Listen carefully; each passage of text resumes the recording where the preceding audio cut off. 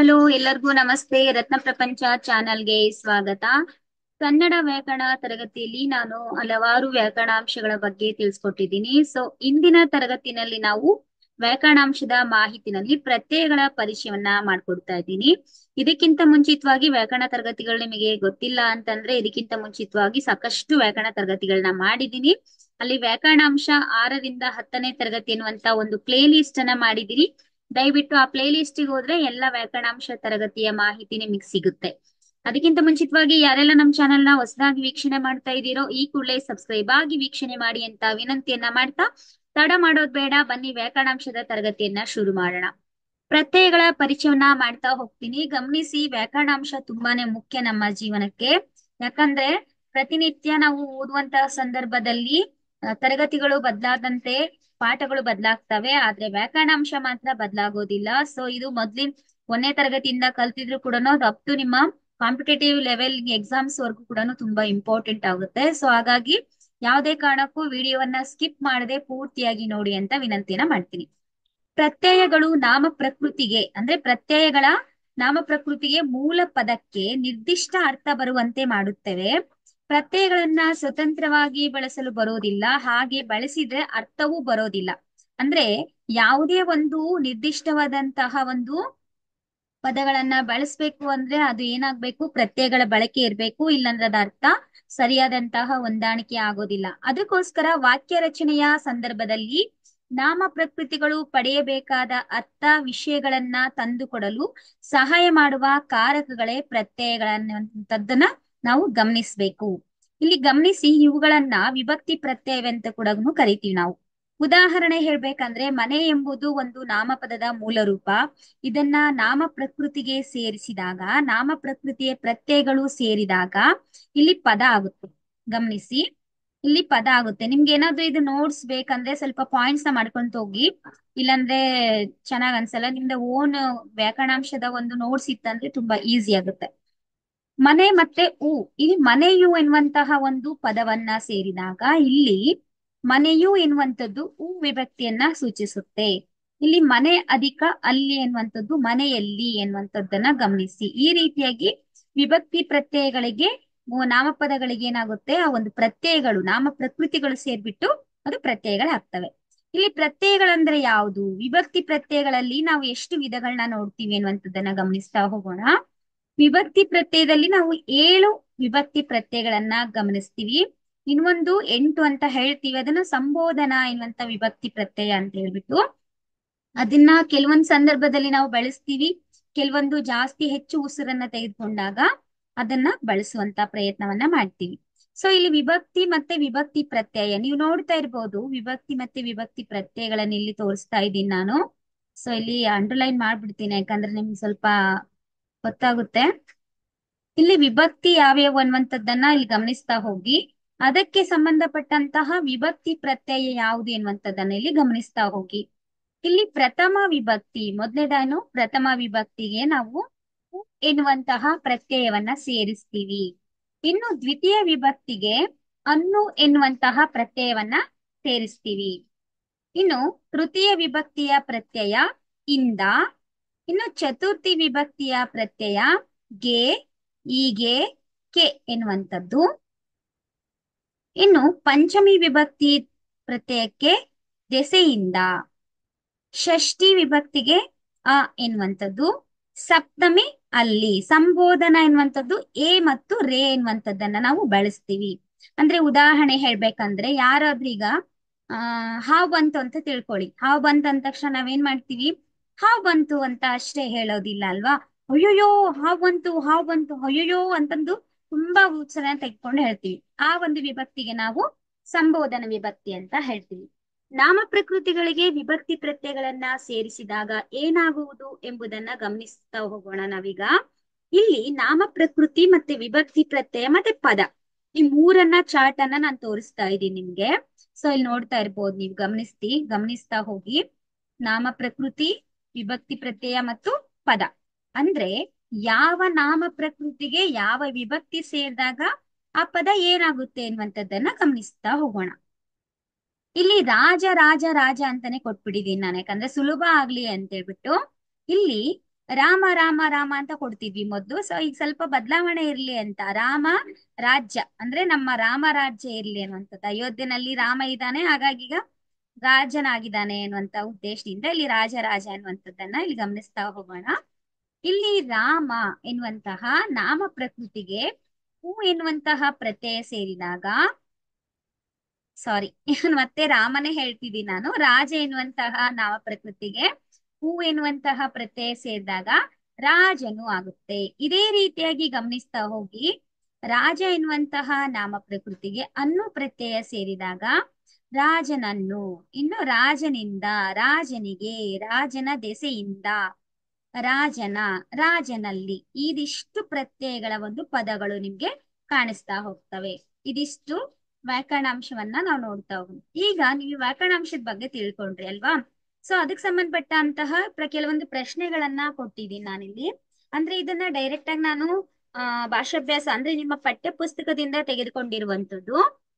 6ರಿಂದ 10ನೇ ತರಗತಿವರೆಗೂ ಕೂಡ ಯಾವೆಲ್ಲ ನಿಮ್ಮ ಕನ್ನಡ ಪಠ್ಯ ಪುಸ್ತಕದಲ್ಲಿ ವ್ಯಾಕರಣಾಂಶಗಳು ಬರ್ತಾವೋ ಅದಿಷ್ಟನ್ನ ಕೂಡ ನಾನು ತೆಗೆದುಕೊಂಡಿದ್ದೀನಿ. ಯಾಕಪ್ಪ ಅಂತಂದ್ರೆ ನೀವು ಕೆಲವೊಂದ್ಸರಿ ಏನಾಗುತ್ತೆ, ಕೆಲವೊಂದ್ ಸಂದರ್ಭದಲ್ಲಿ 6ನೇ ತರಗತಿ ಒಂದ್ ಕಡೆ ಶಾಲೆಯಲ್ಲಿ ಓದಿರ್ತೀರಾ, 7ನೇ ತರಗತಿ ಒಂದ್ ಕಡೆ ಶಾಲೆಯಲ್ಲಿ ಓದಿರ್ತೀರಾ.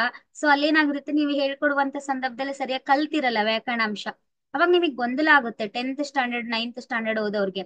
ಅದಕ್ಕೋಸ್ಕರ ಸಂಪೂರ್ಣ ವ್ಯಾಕರಣಾಂಶ ತಿಳ್ಕೊಳ್ಬೇಕು, ನೀವೆಲ್ಲ ತುಂಬಾ ಚೆನ್ನಾಗಿ ತಿಳ್ಕೊಳ್ಬೇಕೆನ್ನುವಂತಹ ಉದ್ದೇಶದಿಂದ ನಾನೇನ್ ಮಾಡ್ತಾ ಇದ್ದೀನಿ, 6ರಿಂದ 10ನೇ ತರಗತಿವರೆಗೂ ಕೂಡ ಮಾಹಿತಿಯನ್ನ ತಿಳಿಸ್ಕೊಡ್ತಾ ಇದ್ದೀನಿ. ಸೊ ನೀವು ತುಂಬಾ ಗಮನ ಕೊಟ್ಟು ನೋಡ್ಬೇಕು ಇದನ್ನ ತರಗತಿನ, ಯಾಕಂದ್ರೆ ಸ್ಕಿಪ್ ಮಾಡ್ಬೇಡಿ, ನಿಮಗೆ ಗೊತ್ತಾಗಲ್ಲ. ನಾನಿಲ್ಲಿ ಭಾಗ 1, ಭಾಗ 2, ಭಾಗ 3, ಭಾಗ 4 ಮಾಡಿದೀನಿ ವ್ಯಾಕರಣಾಂಶ ತರಗತಿನ. ಪ್ಲೇ ಲಿಸ್ಟಿಗೆ ಹೋಗಿ ಚೆಕ್ ಮಾಡ್ಕೊಳ್ಳಿ. ಸೊ ಇದು ಭಾಗ 5 ಅಂದ್ರೆ ಭಾಗ 5 ಇದು. ಇದನ್ನ ನೀವು ವ್ಯಾಕರಣಾಂಶದಲ್ಲಿ ನಾನು ಪ್ರತ್ಯಯಗಳನ್ನ ತಿಳಿಸ್ಕೊಡ್ತಾ ಇದ್ದೀನಿ. ಪ್ರತಿದಿನ ಕೂಡ ನಾನು ವ್ಯಾಕರಣಾಂಶ ತರಗತಿಗಳನ್ನ ಮಾಡಿ ನಿಮ್ಗೆ ಹಾಕ್ತಾ ಇರ್ತೀನಿ, ಲೈವ್ ಸ್ಟ್ರೀಮ್ ಅಲ್ಲಿ ಬರ್ತಾ ಇರ್ತೀನಿ. ಕೆಲವೊಂದ್ಸರಿ ಲೈವ್ ಸ್ಟ್ರೀಮ್ ಮಾಡಕ್ ಆಗಿಲ್ಲ ಅಂದ್ರೆ ನಾನು ವಿಡಿಯೋಗಳನ್ನ ಡೈರೆಕ್ಟ್ ಆಗಿ ರೆಕಾರ್ಡ್ ಮಾಡ್ಬಿಟ್ಟು ಹಾಕುವಂತ ಪ್ರಯತ್ನ ಮಾಡ್ತೀನಿ. ದಯವಿಟ್ಟು ನಾವು ಯೂಸ್ ಮಾಡ್ಕೊಳ್ಳಿ. ಸೊ ಈಗ ಹೇಳಿದಂತಹ ಒಂದು ತರಗತಿಗೆ ಸಂಬಂಧಪಟ್ಟಂತಹ ನಾಮಪದ ಅಂದ್ರೆ ವಿಭಕ್ತಿ ಪ್ರತ್ಯಯಗಳಿಗೆ ಸಂಬಂಧಪಟ್ಟಂತೆ ಪ್ರಶ್ನೆಗಳನ್ನ ಇದಾವೆ. ಪ್ರತ್ಯಯಗಳು ಎಂದರೇನು? ಸೊ ನಾನು ಇದಕ್ಕಿಂತ ಮುಂಚಿತವಾಗಿ ತಿಳಿಸ್ಕೊಟ್ಟೆ ನನ್ಗೆ ಪ್ರತ್ಯಯಗಳಂದ್ರೇನು ಅಂತೇಳಿ. ನೀವೇ ಓನಾಗಿ ನೋಟ್ಸ್ ಮಾಡ್ಕೊಳ್ಳಿ ಈ ಕ್ವೆಶನ್ಗೆ. ಇನ್ನು ನಿಮಗೆ ಗೊತ್ತಾಗಿಲ್ಲ, ಇನ್ ಸ್ವಲ್ಪ ಅರ್ಥ ಆಗಿಲ್ಲ ಅಂದ್ರೆ ಈ ವಿಡಿಯೋನ ಮತ್ತೆ ವಾಪಸ್ ನೋಡಿ, ಮತ್ತೆ ಪುನರಾವರ್ತನೆ ತರ ಮತ್ತೊಂದ್ಸರಿ ನೋಡ್ಕೊಳ್ಳಿ, ಆಯ್ತಾ? ಇನ್ನು ಇಂದ, ನಾನು, ಅಲ್ಲಿ, ಬೇಗ, ಗೆ ಇವುಗಳಲ್ಲಿ ಪ್ರತ್ಯಯಗಳನ್ನ ಆರಿಸಿ ಬರೆಯಿರಿ ಅಂತಿದೆ. ಇಲ್ಲೆಲ್ಲ ಕೊಟ್ಟಿದ್ದಾರೆ, ಇದು ಯಾವ್ಯಾವ್ದು ಪ್ರತ್ಯಯಗಳು ಇದ್ರಲ್ಲಿ ಇರುವಂತದ್ದು ಎನ್ನುವಂಥದ್ದನ್ನ. ಅಂದ್ರೆ ಇಲ್ಲಿ ಪ್ರತ್ಯಯಗಳು ಪದಗಳು ಎಲ್ಲ ಸೇರಿಸಿ ಕೊಟ್ಟಿದ್ದಾರೆ. ಸೊ ಇದ್ರಲ್ಲಿ ಪ್ರತ್ಯಯಗಳು ಯಾವ್ದಂತಂದ್ರೆ ನೀವು ಗಮನಿಸಿ ಬರಿಬೇಕಾಗುತ್ತೆ. ಮನೆ, ಕಲ್ಲನ್ನು, ನೆಲ, ಹೊಲ, ಶಾಲೆಯಲ್ಲಿ ಇವುಗಳಲ್ಲಿ ನಾಮ ಪ್ರಕೃತಿಗಳನ್ನ ಆರಿಸಿ ಬರೆಯಿರಿ. ಅಂದ್ರೆ ನಾಮ ಪ್ರಕೃತಿಗಳನ್ನ ಹೇಳ್ಕೊಟ್ಟೆ ನಾನು ನಿಮ್ಗೆ ಕಳೆದ ಒಂದು 5 ನಿಮಿಷದಿಂದೇನೆ. ಅದನ್ನ ನೀವು ಹುಡ್ಕೊಂಡು ಬರಿಬೇಕಾಗುತ್ತೆ. ಇನ್ನು ಉ, ಅನ್ನು, ಇಂದ, ಅಲ್ಲಿ ಈ ಪ್ರತ್ಯಯಗಳನ್ನು ಕೆಳಗಿನ ನಾಮ ಪ್ರಕೃತಿಗಳಿಗೆ ಮಾದರಿಯಂತೆ ಹಚ್ಚಿರಿ ಅಂತಿದೆ. ಇಲ್ಲಿ ಮಾದರಿಯನ್ನ ಕೊಟ್ಟಿದ್ದೀನಿ, ನಿಮಗೆ ಕನ್ಫ್ಯೂಸ್ ಆಗ್ಬಾರ್ದು ಅಂತಂದು. ಇಲ್ಲೊಂದು ಮಾದರಿ ಇದೆ ನೋಡಿ, ಗಮನಿಸಿ. ಮಾದರಿ, ಮನೆ ಅಂತ ಅನ್ನೋ ಒಂದು ಪದ ಇದೆ. ಈ ಒಂದು ಮನೆ ಎನ್ನುವಂತಹ ಪದಕ್ಕೆ ನಾಮ ಪ್ರಕೃತಿಗೆ ಪ್ರತ್ಯಯವನ್ನ ಸೇರಿಸಿದಾಗ, ಪ್ರತ್ಯಯವನ್ನ ಸೇರಿಸಿದಾಗ ಮನೆಯು ಆಗುತ್ತೆ. ಇದೇ ರೀತಿಯಾಗಿ ನೀವೇನ್ ಮಾಡ್ಬೇಕಿಲ್ಲಿ, ಈ ಕೊಟ್ಟಿರುವಂತಹ ಉ, ಅನ್ನು, ಇಂದ, ಅಲ್ಲಿ ಇವುಗಳಿಗೆ ಏನ್ ಮಾಡ್ಬೇಕು, ನಾಮ ಪ್ರಕೃತಿಗಳನ್ನ ನೀವು ಮಾಡ್ಬೇಕಾಗುತ್ತೆ. ಬೇರೆ ರೀತಿಯಾಗಿ ನಾಮ ಪ್ರಕೃತಿಗಳನ್ನ ಸೇರಿಸಿ, ಆಯ್ತಾ? ಇಲ್ಲಿದೆ ನೋಡಿ, ನಾಮ ಪ್ರಕೃತಿಗಳನ್ನ ಕೊಟ್ಟಿದ್ದೀನಿ. ಶಾಲೆ, ಹೂ, ಪುಸ್ತಕ, ಬಳೆ, ಹುಡುಗ, ರೈತ. ಈ ರೀತಿಯಾಗಿ ನೀವು ಮಾಡ್ಕೋಬೇಕಾಗುತ್ತೆ. ಇನ್ನು ಯೋಜನೆ, ಇದೆಲ್ಲ ನಿಮ್ಮ ವ್ಯಾಕರಣಾಂಶ ತರಗತಿ ಅಂದ್ರೆ ಪಠ್ಯ ಪುಸ್ತಕದಲ್ಲೇ ಹೆಚ್ಚಿನ ಅಭ್ಯಾಸಕ್ಕಾಗಿ ಓದಿಗೆ ಮನ್ನಣೆ ನೀಡುವಂತಹ ಒಂದು ಕೆಲವೊಂದು ವಿಚಾರಗಳು. ಇದನ್ನ ಸ್ಕಿಪ್ ಮಾಡ್ತೀನಿ ನಾನು, ಯಾಕಂದ್ರೆ ಇದು ವ್ಯಾಕರಣಾಂಶ ಸದ್ಯಕ್ಕೆ ಬೇಡ ಅಂತ ಹೇಳ್ಬಿಟ್ಟು.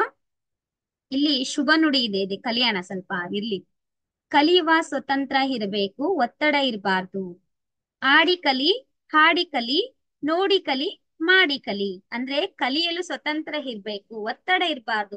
ನೀವೇನ್ ಮಾಡ್ತೀರಂದ್ರೆ ತುಂಬಾ ಪ್ರೆಸರ್ ತಗೋತೀರಾ, ಅಯ್ಯೋ ನಾನ್ ಕಲಿಬೇಕು, ವ್ಯಾಕರಣಾಂಶ ತುಂಬಾ ಟಫ್ ಇರುತ್ತೆ, ತುಂಬಾ ಕಷ್ಟ ಅಂತೆ, ಎಲ್ಲ ನೆನ್ಪಿಟ್ಕೋಬೇಕು ಅಂತ ನೀವೇನ್ ಮಾಡ್ಕೋತೀರಿ, ಒತ್ತಡ ತಗೋಬಾರ್ದು.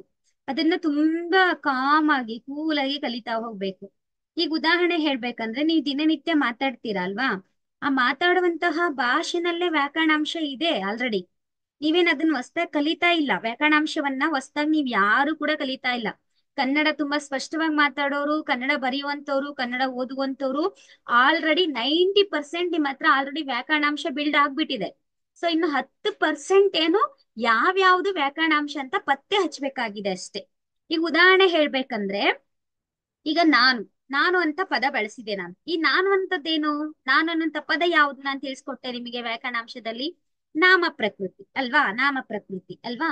ಇನ್ನು ಮನೆ, ನಮ್ ಮನೆಯಲ್ಲಿ ಇವತ್ತೇನ್ ಮಾಡಿದ್ವಿ ತಿನ್ನಕ್ಕೆ ತಿಂಡಿನ, ಇವತ್ತು ಟಿಫಿನ್ ಏನ್ ಮಾಡಿದ್ವಿ ನಮ್ ಮನೆಯಲ್ಲಿ ಅಂತ ಹೇಳ್ದೆ ನಾನು. ಇಲ್ಲಿ ಮನೆಯಲ್ಲಿ ಎನ್ನುವಂತಹ ಒಂದು ಪದದಲ್ಲಿ, ಇಲ್ಲಿ ಮನೆ ಎನ್ನುವಂಥದ್ದು ನಾಮ ಪ್ರಕೃತಿ ಆದ್ರೆ, ಮನೆ ಎನ್ನುವಂಥದ್ದು ನಾಮ ಪ್ರಕೃತಿ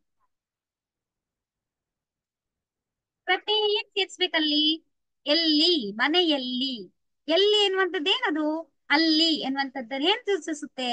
ಪ್ರತ್ಯಯ ಸೂಚಿಸುತ್ತೆ. ಇಷ್ಟೇ ಅಲ್ವಾ, ಸುಲಭ ಇದೆ. ನೀವ್ ಅನ್ಕೋತೀರಾ ಹೊಸ್ದಾಗ್ ಕಲಿಬೇಕು ನಾನ್ ವ್ಯಾಕರಣಾಂಶ, ನನಗೆ ಕಷ್ಟ ಆಗುತ್ತೆ ಕನ್ನಡ ವ್ಯಾಕರಣಾಂಶ ಅಂತ ಹೇಳ್ಕೊಳ್ತೀರಾ. ಯಾವುದೇ ಕಾರಣಕ್ಕೂ ನೀವು ಹೊಸದಾಗಿ ಯಾವುದೇ ಕನ್ನಡ ವ್ಯಾಕರಣಾಂಶ ಕಲಿತಾ ಇಲ್ಲ. ಆಲ್ರೆಡಿ ನೀವು 90% ನೀವು ಆಲ್ರೆಡಿ ಕಲ್ತ್ ಬಿಟ್ಟಿದ್ದೀರಿ. ಇನ್ನು ಎಷ್ಟು ಪರ್ಸೆಂಟ್ ಕಲಿಯೋದಿದೆ? 10% ಅಷ್ಟೇ. 10% ಕಲಿಯೋದಂದ್ರೆ ಏನು ಅಂದ್ರೆ, ಯಾವ್ಯಾವ ಪದಗಳು ಯಾವ್ಯಾವ ವ್ಯಾಕರಣಾಂಶಕ್ಕೆ ಸೇರ್ತವೆ ಅನ್ನುವಂಥದ್ದನ್ನ ನೀವು ಜೋಡಿಸ್ತಾ ಹೋಗ್ಬೇಕಷ್ಟೇ. ಅಷ್ಟನ್ನ ನೀವು ಕಲ್ತ್ರಿ ಅಂದ್ರೆ ತುಂಬಾ ಚೆನ್ನಾಗಿ ನೀವು ವ್ಯಾಕರಣಾಂಶ ಕಲಿತೀರಿ. ಯಾವುದೇ ರೀತಿಯಾಗಿ ಒತ್ತಡ ಇರೋದಿಲ್ಲ. ಗೊತ್ತಾಯ್ತಾ? ಇನ್ನು ಆಡಿ ಕಲಿ, ಹಾಡಿ ಕಲಿ, ನೋಡಿ ಕಲಿ, ಹಾಡಿ ಕಲಿ. ನಾನು ಈ ಒಂದು ಆಡಿ ಕಲಿ, ಹಾಡಿ ಕಲಿ ಎನ್ನುವಂಥದ್ದಕ್ಕೆ ನಾನು ಒಂದು ಮಕ್ಕಳಿಗೆ ಆಕ್ಟಿವಿಟೀಸ್ ಗಳನ್ನ ಮಾಡಿಸ್ತಾ ಇದ್ದೆ. ಅಂದ್ರೆ ವ್ಯಾಕರಣಾಂಶ, ಈಗ ನಾಮಪದ ಇದೆ ಅಲ್ವಾ, ನಾಮಪದಕ್ಕೆ ಸಂಬಂಧಪಟ್ಟಂಗೆ, ಆಮೇಲೆ ದ್ವಿರುಕ್ತಿಗಳಿಗೆ ಸಂಬಂಧಪಟ್ಟಂಗೆ ತುಂಬಾ ಚೆನ್ನಾಗಿ ಮಕ್ಕಳು ಖುಷಿಯಿಂದ ಕಲಿತಾ ಇದ್ರು. ನೆನ್ಪಲ್ಲಿ ಕೂಡ ಇಟ್ಕೋತಾ ಇದ್ರು. ಉದಾಹರಣೆ ಹೇಳ್ಬೇಕಂದ್ರೆ, ಬೇಗ ಬೇಗ ಬೇಗ ಬೇಗ ಬೇಗ ಬೇಗ ಬೇಗ, ಬಾ ಬಾ ಬಾ ಬಾ ಬಾ ಬಾ ಬಾ, ಹೋಗು ಹೋಗು ಹೋಗು ಹೋಗು ಹೋಗು ಹೋಗು ಹೋಗು. ಈ ಪದಗಳೆಲ್ಲವೂ ವಿರುಕ್ತಿ ಪದಗಳು. ಇವೆಲ್ಲವೇನ್ ಮಾಡ್ತಿದ್ದೆ, ಹಿಂಗೆಲ್ಲಾ ಹೇಳಿದ್ಮೇಲೆ ಇವೆಲ್ ಇವುಗಳೆಲ್ಲವೂ ಏನು ಅಂತ ಹೇಳ್ತೀವಿ? ಹೋಗು ಹೋಗು, ಬೇಗ ಬೇಗ ಅನ್ನುವಂಥದ್ದು ಎಲ್ಲ ಏನು ದ್ವಿರುಕ್ತಿಗಳು ಅಂತ ಹೇಳುವಂಥದ್ದು.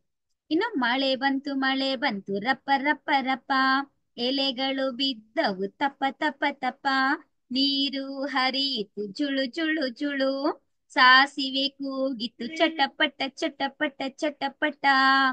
ಇವೇನು ಅನುಕರಣವೆಗಳು. ಇವುಗಳೆಲ್ಲವೂ ಅನುಕರಣವೆಯ. ಈ ರೀತಿಯಾಗಿ ನೀವು ಹಾಡನ್ನ ಹಾಡ್ತಾ ಕಲಿಯೋದ್ರಿಂದ ತುಂಬಾನೇ ನೆನ್ಪಲ್ಲಿ ಇಟ್ಕೋತೀರಿ.